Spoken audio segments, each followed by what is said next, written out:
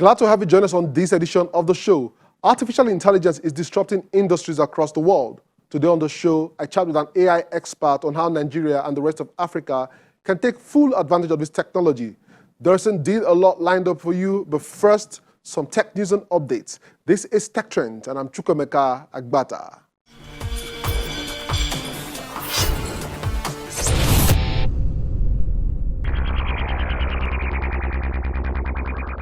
In virtual reality, we're placing the viewer inside a moment or a story, made possible by sound and visual technology that's actually tricking the brain into believing it's somewhere else.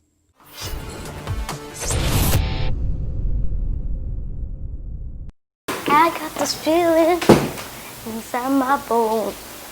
It goes electric when I play. My name is Joshua Bola. I'm a programmer, I'm a speaker, I'm also a future skills activist. I'm CEO of Robotic, a company that provides web solutions for both business and individuals. I love code, I love game development, I love doing Java. I'm proficient in a number of languages: HTML, CSS, JavaScript, Java. I do C# for my Unity games, and Love 2D. Love 2D for this game I use, and Lua. This young tech genius started coding at the age of 6.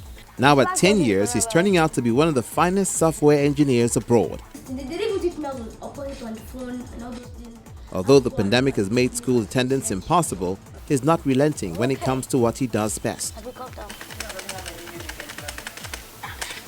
So I use this opportunity of staying at home to watch tutorials, read books, and do a lot of things. I've finished 2 books on Java. I've also uploaded more informative content for my YouTube channel. I have produced a few games. I produced games like Josh Copter, Sonwolu COVID Dodge, Buhari COVID Dodge. And those apps are going to be on the Play Store in a week or two. And I'm open to use as much as I can get and I can give. I want to give it to help Nigeria.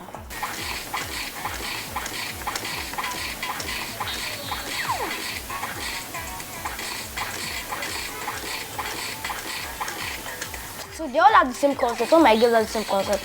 But I'll keep them. I'll keep changing my concept and keep creating more concepts of other games. So honestly, I can build something with this kind of Flappy Bird concept. I can build one with an Angry Bird concept. So when I learn another concept, because I was actually following an Harvard course. They created one a simple Flappy Bird game. They didn't even teach me how to open it on the phone and all those things. I have to go and look at it, look and research by myself. I have more than 100 APKs in this my file. So I was trying. This is all the APKs. I tried. I got discouraged because we tried it on the phone. And I had to go start looking at forums. I went to Love 2D forum to see how do you change this thing. That's how I could get it to phone size. On phone, you see that it fits the screen. I'm still working on my responsiveness, still building. I'm still learning. But as soon as I keep checking and I keep checking the forums, I'll get better. Why do I have enough? It's too much games. The young chap has also had his fair share of challenges when it comes to app development. And the most peculiar of them is the opportunity to socialize and enjoy myself. Like I said, I can't go out to go and get shawarma or Cold Stone again because of this COVID-19 pandemic. Really, I can't go to school. I have to be at home. But I use this free time I have to build myself. So you know when you take up on Google Play Store, it shows kind of an error when you upload the APK. Most people have passed through these errors. It shows you debuggable APK, one of the two, debuggable. Your app is not signed.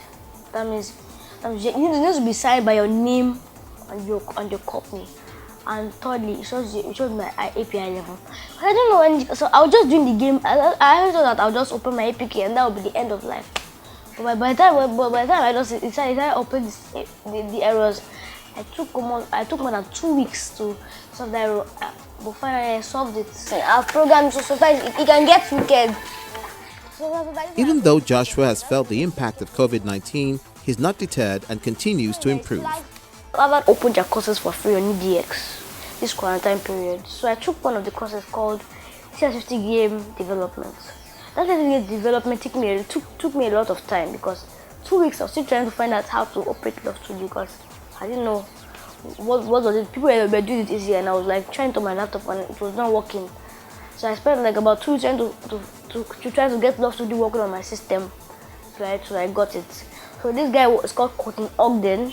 It teaches in Harvard. It teaches people game development and other things. So he was teaching me game development. I first started with my Pong game. That was the first ever game I've created in Love Studio, Lua. And then I created this Flappy Bird game. He gave me Flappy Bird template, like Flappy Bird. But me, I messed up with the code, like scattered, like put things, make sure that it's my own funke. I put funke as much as I can do to make sure that it's my own. I added some of my code. I did some random math functions, a lot of programming that he never taught me. So I can be ahead of this course. Joshua Agbola says the pandemic has given him time to create content that suits the times, and he intends to continue learning when his tech school resumes.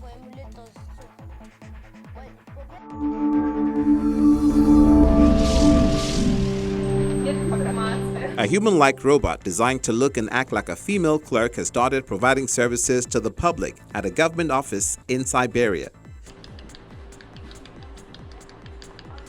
The humanoid with long blonde hair and brown eyes is serving customers in Perm, a city 680 miles east of Moscow.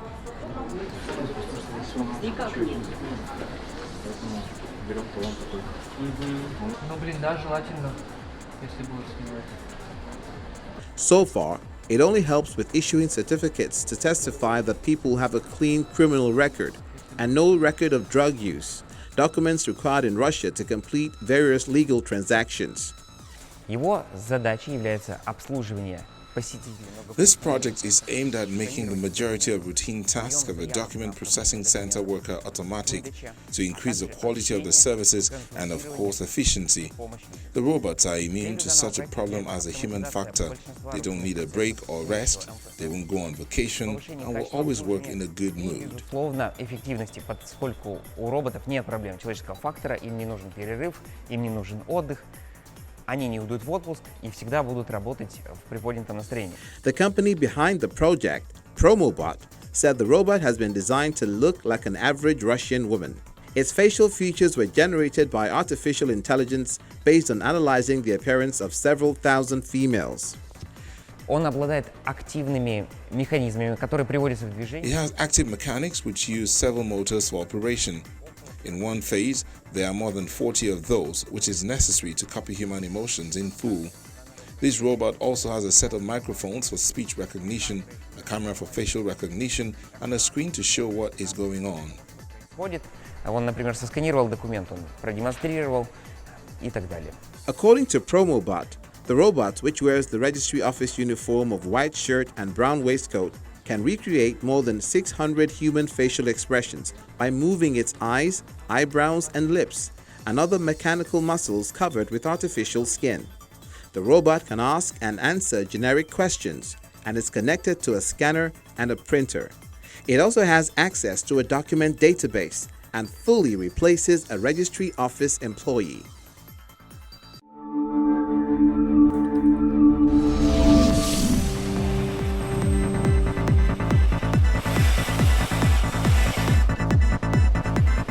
Mira Robotics developed its Ugo robot to reinforce greying Japan's shrinking workforce, but as the coronavirus threat persists, the Japanese startup is offering its machine as a tool in the fight against the outbreak. Originally, we didn't intend to have the sterilization function, but as people began to practice social distancing and avoiding the 3 C's, which are confined spaces, crowded places, and close contact, the robot gained a lot of attention, and we received many inquiries because it can go to places and operate on its own instead of humans. So we decided to develop the UVC sterilization bag. そういった中でこの UVC 紫外線除菌ハンドというのを開発しまして The latest feature of the remote-controlled or so-called avatar robots is a hand attachment that uses ultraviolet lights to kill viruses on doorknobs. An unprecedented population decline that is shrinking Japan's workforce by more than 500,000 people a year, as well as a reluctance to bring in foreign labor to fill vacant positions, has spurred robot development in Japan. The emergence of coronavirus-related demand could further that work. Mira Robotics Ugo is a pair of height-adjustable robotic arms mounted on wheels, operated remotely through a wireless connection with a laptop and a game controller. A range-measuring laser mounted on the base helps it navigate, while a panel at the top displays eyes to give it a friendlier appearance. It takes around 30 minutes to learn how to use the robot, with each operator able to control as many as 4 machines. Ugo, which costs around $1,000 a month to rent, can be deployed as a security guard, carry out equipment inspections, and clean toilets and other areas in offices.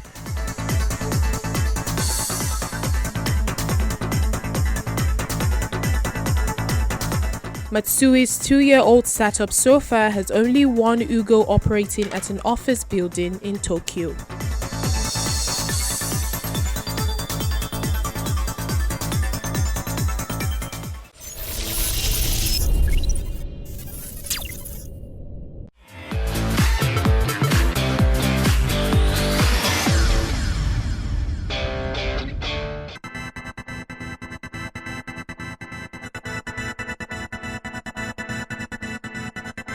Tech tips on how your phone can be hacked.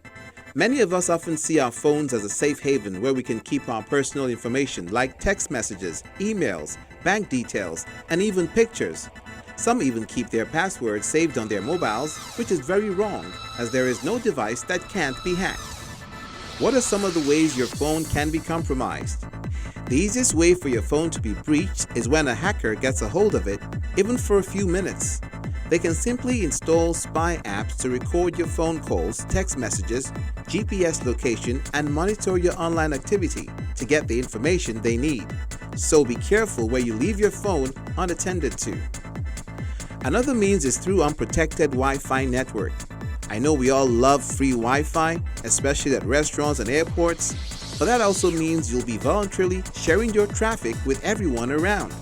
Next time you want to connect to a free Wi-Fi, it'd be better if you do so with one that has a password and not one tagged free. Charging your phone via an unknown USB could also risk having your data transferred.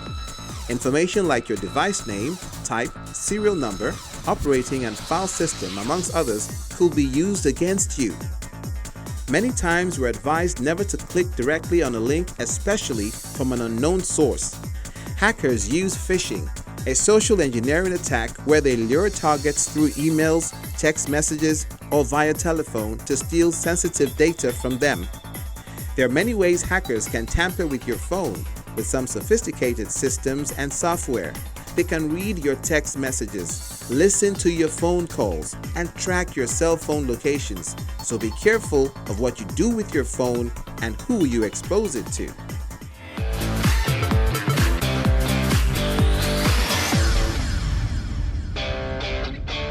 Right after this is my chat with Olushola Musa, CEO, Coven Works. Stay with us.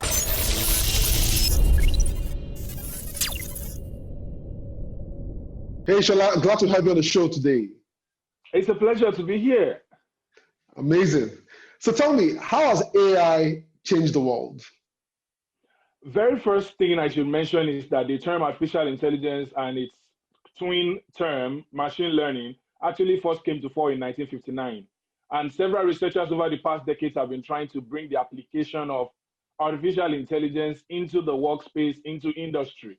But recent advancements in computational power and devices has helped us to see massive improvements, which is what we're now seeing. There are massive influx of artificial intelligence applications in healthcare, finance, transportation, and industry as a whole is made possible because of this impact of new computational power. However, because we, particularly in sub-Saharan Africa, live in developing economies, we have not been able to see the impact as much as we should. We play a game in AI circles. We say Can you tell me one area? Just try. Tell me one area you think AI cannot affect, and I will tell you exactly how AI can affect it. Because anything that produces data or information has potential to be affected and improved by artificial intelligence. Okay, before we dive deeper into the whole AI construct, how do you think, specifically in a post-COVID world, how can they help the world recover, particularly sub-Saharan Africa, like you mentioned earlier?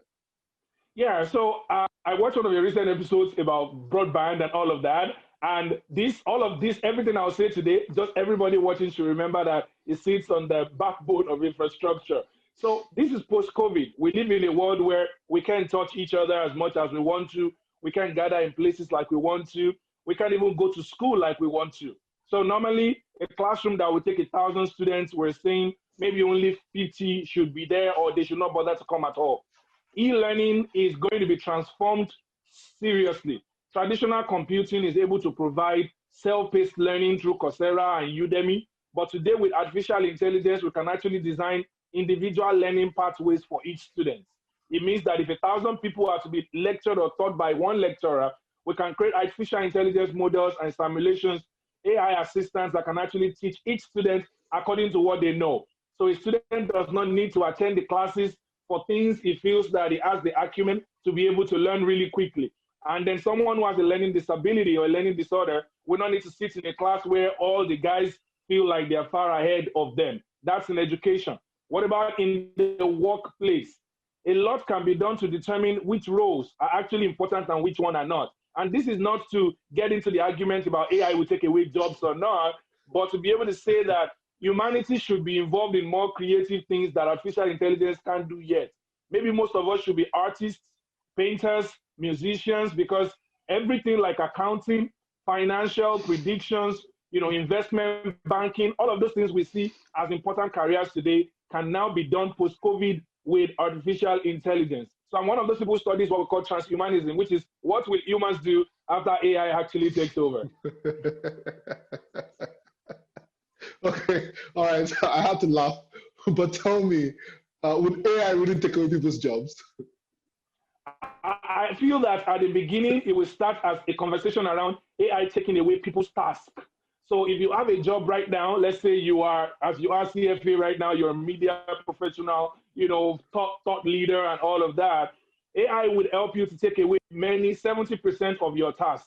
So let's say you want to do research, you want to find out what's trending this week on tech trends. Before you do all of that research, you spend hours before artificial intelligence, an artificial intelligence assistant that is either general purpose or tailored to your work can actually help you to conduct that research, and you can spend time with family, do more important things. So at first it will start as taking away the task, day-to-day tasks that you would normally do, and then later on there will be some jobs that can entirely be taken away. The first artificial intelligence news presenter debuted in China, debuted in China, I think about 2 years ago. But there's been like limitations around that, around natural languages, around being able to do it like a human would actually do, and the spontaneity that comes with your job.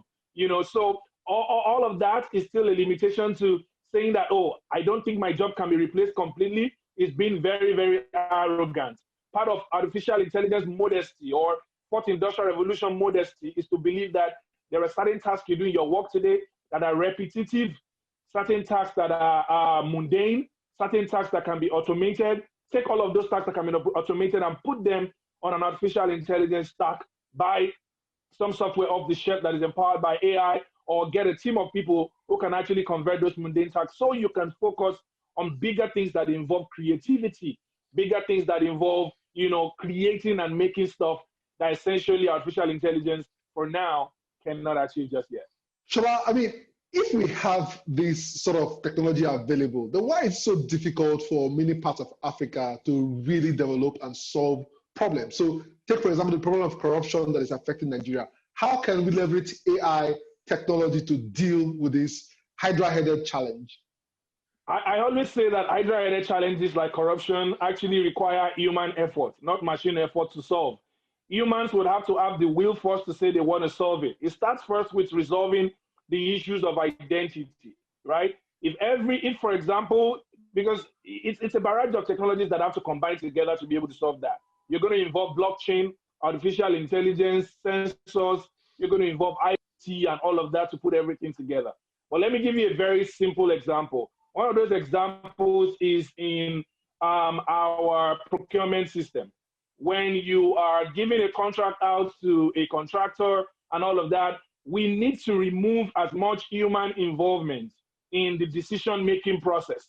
As we remove the human face, the human interface, and execute all of these kind of engagements using things like a distributed ledger, otherwise known as smart contracts, enabled by artificial intelligence on the background framework, we will be able to identify using non-repudiation. You know what they say in the scriptures, by two immutable things, which is impossible for God to lie. So immutability is enhanced by artificial intelligence. You can't withdraw money from the treasury and say you're not the one who did it. With artificial intelligence, it would have determined, using all of their digital forensics framework to determine what is going on. The question, however, with all of this grammar that I'm saying right now, are they ready to actually implement it? So it's not a question of can AI, it's a question of will we allow AI to do that work. Do you think that Nigeria is already taking advantage of AI? And I mean, if there are any examples or use cases, please share with us. So when I get asked this question, what I say is Nigerians are already taking advantage of artificial intelligence. So everybody who has an iPhone and has Siri, and can say, Siri, call my brother. Siri, do this for me. Siri, what do I have next on my calendar? Nigerians are early adopters, at least a very good number of them who can afford the iPhone. With Google Assistant as well on the Android phone, Nigerians are doing all of that. I know a number of Nigerians as well have actually started buying the semi-autonomous vehicle, the BMW 2020, right? So I know that we can consume. Recently at the airport, because of COVID-19, a number of robots were deployed just to do basic inquiry and find out which country you've been and those kind of things. The question, however, is as a country, do we have a national framework to adopt artificial intelligence? Is it part of our national ICT policy? Have we been able to put it in our education framework to make sure that people are learning? I see a lot of effort around private sector, from Data Science Nigeria to Coven Works to Utiva to Rise Labs and University. 5 of these organizations who are doing amazing work around educating people across the country. The question, however, is until it becomes a mainstream government effort, where we see that for us to be able to lead, the United States government just dedicated 30% of its unused military budget to artificial intelligence and quantum computing, just so that they can beat the race against China. So how much of our budget? Only about 7 to 8%, as of my last check, goes to education. We need to jack that up and say 20% will go to education and 15% out of that will go into artificial intelligence, because we're trying to secure our space. Shola, thank you for being on the show today. We wish you all the very best. I appreciate it. Thank you so much for having me. Wish everybody all the best.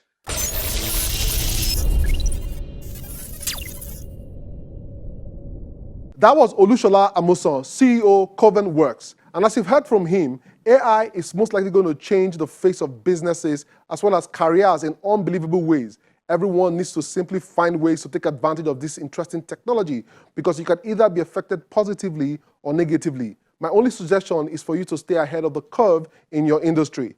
We've come to the end of the show, but it doesn't end here. The conversation continues online. We're Tech Trends TV on social media. Also watch the entire show on Channels TV, YouTube, or cfablog.ng. For Tech Trends, I'm Chukwuemeka Agbata.